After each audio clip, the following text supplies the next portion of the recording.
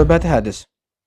Əbu Hüreyrədən rəvayət olunan hədisdə Allah Rəsulü sallallahu aleyhi və səlləm buyurur ki, kim mənə bir salavat söyləyərsə, Allah ona 10 salavat söyləyər. Hədisi İmam Müslim deyir. Yəni, salavatın sözlərini bilirsən. Ən kamil olanı namazda dediyindir. Allahümme salli ala Muhammedin və alə əli Muhammed kəmə salleytə alə İbrahimə və alə əli İbrahim innəkə hamidun məcid və s. söyləyirsən daxra ki. Və yaxud da ki, sallallahu aleyhi və alə əlihi və səlləm. Və yaxud da ki, Allahümme salli və səllim alə nəbiyyinə və s. Bu belə salavatın sözləri var da, ləfzləri müxtəlif. Hər bir halda salavat demək, xüsusən cümə günü ən əfsəl əməllərdən biridir və kim ki, Allah Rəsuluna bir salavat gətirərsə, Allah ona 10 salavat gətirər. Görürsən, bir əməli mükafatı neçə oldu? 10. Quranda da buna işarə var. Allah Teala bir əməli görsən 10-la mükafatlar. Hətta ondan 700 və 700-dən daha artıq. Bax, ayədə keçir ki, Allah Teala buyurur ki, Mən cəə bil həsənəti fələhu əşru əmsəlihə. Kim yaxşı əməllə gələrsə Allahın huzuruna, ona gətirdiyin 10 qat əvəzi verirlər. Bir salavat gətirdin, neçə salavat qazandın? 10.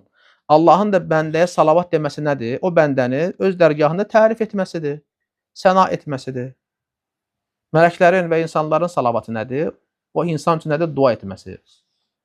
Onun üçün Allahdan bağışlanma eləməkləridir. وَمَنْ جَاءَ بِالسَّيِّئَةِ فَلَا يُجْزَى إِلَّا مِثْلَهَا وَهُمْ لَا يُظْلَمُونَ. Kim də pis bir əməllə gələrsə, ona yalnız gətirdiyinin misli qədər cəza verilər, onlara haqsızlıq edilməz. Allahın bizə olan rəhmətin lütfüne bax. Salih əməl edəndə 1-ə 10, rivayətlərə görə ondan 700 və daha artıq, lakin günah eləyəndə 1-ə 1. Subhanallah, Allahın mərhəmətindən bax. Ona görə sələflərin bir sözü deyir ki, təklikləri, onluqları keçən kəsin vay halına. Necə də pis bədbəxt bir insandır. Yəni, bir günahın cəzası nədir? 1-dir. Bir mükafatın cəzası nədir? Mükafat nədir? 10-dur. Bu təkdir, bu cütlükdə belə deyək də. Yəni, nə bədbəxt insandır ki, təklikləri cütlüklərini keçib. Və yaxud da vay o insan halına ki, təklikləri cütlüklərini ötüb keçib. Allah qorusun o halda. Ona görə salih əməllərdən uzaq düşmək lazım deyil. Əməlin kiçikliyinə, böyüklüyünə, sadəliyinə, bəsitliyinə baxma vallahi.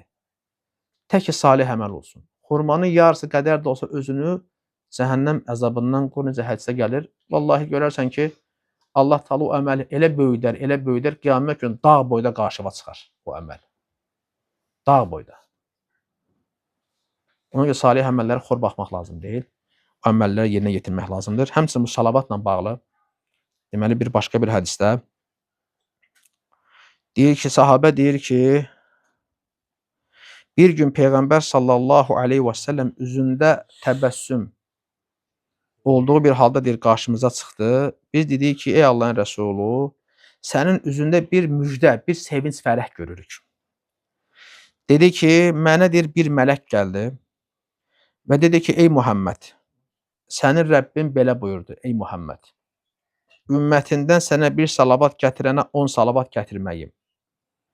Bir salam söyləyənə də 10 salam söyləməyim səni razı salmazmı? Ey Muhammed, Allah xitab edir. Rivayətdə gəlir ki, deyir ki, bələ. Deyir, əksinə Allah, ey Rəbbim, bəli, məni razı salar. Deməli, deyir ki, hədis sənə göstərir ki, sən bir salavat gətir, Allah sənə 10 salavat gətirəcək. Ona görə deyir, mənim üzümdə sevinç, fərəh var. Mələk gəldi, bu müjdəni mənə verdi. Deyir, bir salavat gətirənə 10 salavat verməyim, bir salam deyənə, yəni sənə ey Muhammed, mən də 10 salam deməyim, ümmətinə görə səni razı salmaz ey Muhammed. Ümməti haqqında Allah-u Teala Peyğəmbərini razı salır. Deyir, ona görə üzümdə sevinç, fərəh, müjdə var. Gör, sən Peyğəmbərə salavat gətirdin. Allah-u Teala Peyğəmbərinə salavat gətirdiyinə görə sənə 10 dəfə artığını verir. Allah-u Akbar. Bana deyirsən, Peyğəmbər sallallahu aleyhi ve sellem bu ümmət sonunda haqlarını bildi, yoxsa yox? Görsən, həm də bizə bir lütfdür. Peyğəmbərinə salavat gətirirsən, Allah bunun müqabilində 10 salavat gətirir. Salamlayırsan, 10 dəfə artıq səni salamlayır. Ona görə bu salih əməldən geri qalmaq lazım deyil.